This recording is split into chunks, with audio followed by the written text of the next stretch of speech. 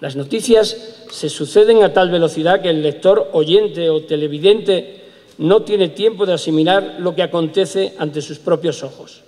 aunque no renuncia a cierta percepción crítica de los diferentes casos. Quizás podríamos decir que en lo que llevamos del siglo XXI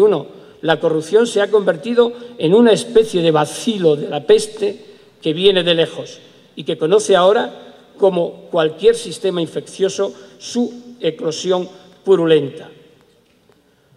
Todos sabemos de la existencia en los respectivos países de casos de flagrante corrupción que afecta al sector público y al privado y que puede perjudicar, y lo ha hecho,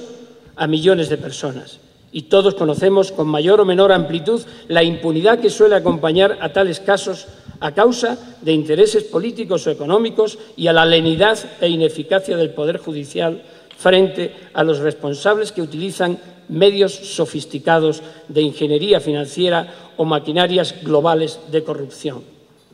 La prueba la tenemos en todo lo que viene rodeando a la crisis internacional de los sistemas económicos financieros y que ha puesto al borde de la ruina a millones de personas a la vez que ha enriquecido a otras, las de siempre.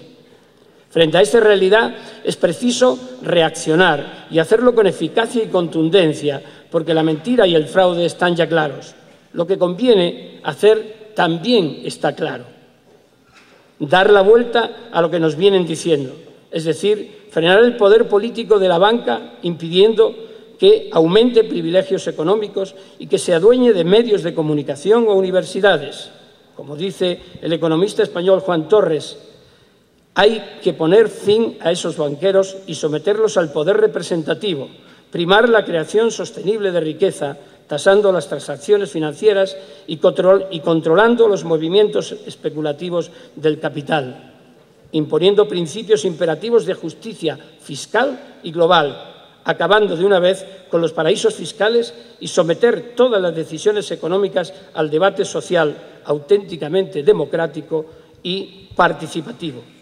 Se trata, pues, en palabras del exsecretario de la UNESCO, el español Federico Mayor Zaragoza, de redefinir el sistema económico mundial a favor de la justicia social, por cuanto resulta inasumible, después de todo lo acontecido, que se sigan privatizando las ganancias,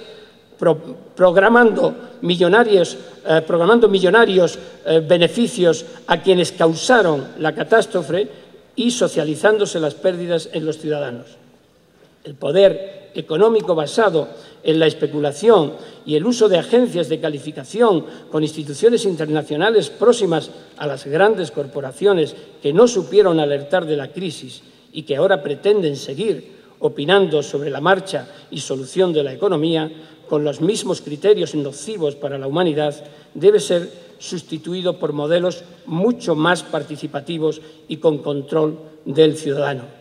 sobre los recursos estratégicos de los Estados y sobre las decisiones económicas que conciernen a sus vidas. De ahí la necesidad de que la intransigencia con los comportamientos corruptos sea definitiva. La ética en la gestión pública, considerada hoy día por muchos como una monserga moralista, se torna en reivindicación básica en estos momentos en los que la lucha contra la corrupción se convierte en algo fundamental. Como decía ya hace muchos tiempos Rousseau, apenas el servicio público cesa de ser el principal interés de los ciudadanos y apenas estos prefieren servir con su bolsa en vez de con su persona, el Estado está ya próximo a su ruina.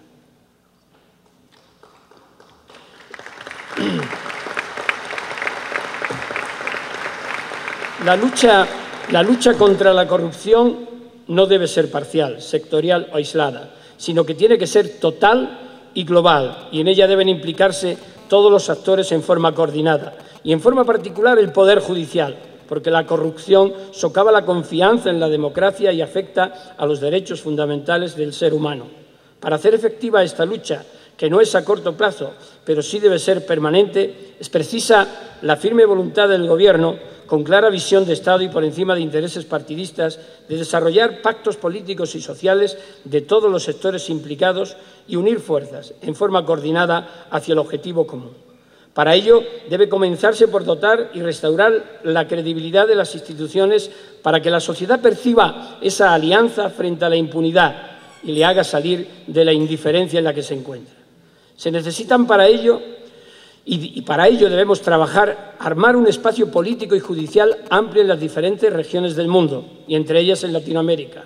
en el que, partiendo de las instituciones de justicia locales, nacionales y regionales, se vertebre una red de acciones judiciales a través de la cooperación y el trabajo conjunto que dotará de mayor seguridad jurídica a los ciudadanos e instituciones y cerrarán puertas a la arbitrariedad y la falta de justicia.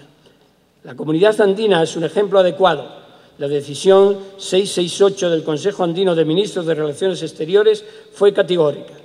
La aprobación del Plan Andino de Lucha contra la Corrupción es la realización de una aspiración común: conseguir una auténtica eficacia y transparencia de la gestión pública y privada, nacional y transnacional, propiciar la participación ciudadana en el mejoramiento de la gestión pública y en la vigilancia y control de los recursos del Estado, obtener la implicación de los medios de comunicación y del sector privado mediante la aplicación de mecanismos específicos de autorregulación, códigos éticos, registros de empresas y empresarios corruptos, y fortalecer los organismos de control y acciones contra la impunidad. Es decir, la voluntad es clara y ha sido ratificada en febrero de 2011 por el Parlamento andino con su declaración por la que ratifica el Plan de Lucha contra la Corrupción, las normas de imprescriptibilidad y la de que se eviten y que se dé refugio y asilo a los que huyen, a los corruptos que huyen a países vecinos, la cooperación judicial y la financiación transparente de la financiación de los partidos políticos y las campañas, y el Observatorio Andino de Transparencia de Lucha contra la Corrupción. Es decir, las leyes y la voluntad existen o se están implementando, pero ¿existe conciencia para hacerlo?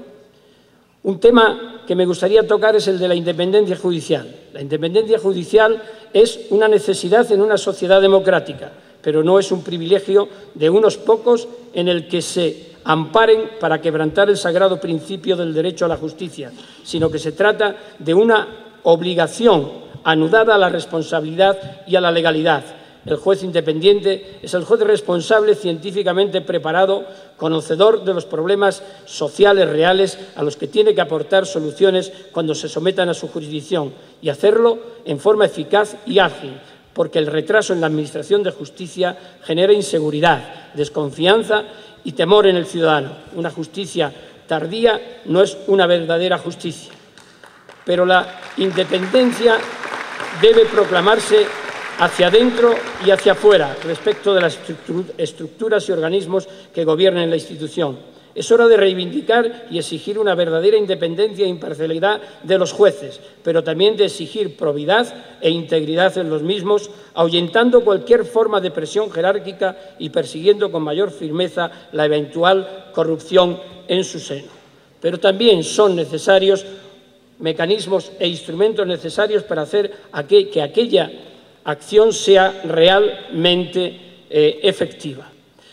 No debe olvidarse, por último, que la corrupción, especialmente la ideológica, ha penetrado en las mentes de muchos y por ello los ciudadanos en general asistimos impávidos a una especie de aniquilación moral controlada por algunos medios de comunicación económicos y políticos que nos hacen olvidar el compromiso y la responsabilidad como bases del sistema democrático. Frente al control de la información en la función de los intereses económicos de las empresas de medios de comunicación, la sociedad civil debe reaccionar apostando en forma directa por la consecución de cambios sustanciales y definitivos que contribuyan a formar una conciencia clara que evite la destrucción de la sociedad como comunidad de encuentro y solidaridad, y a través de un modelo que garantice la libertad de expresión y erradique la manipulación de contenidos en perjuicio del ciudadano que asiste inerme frente al mismo. La responsabilidad.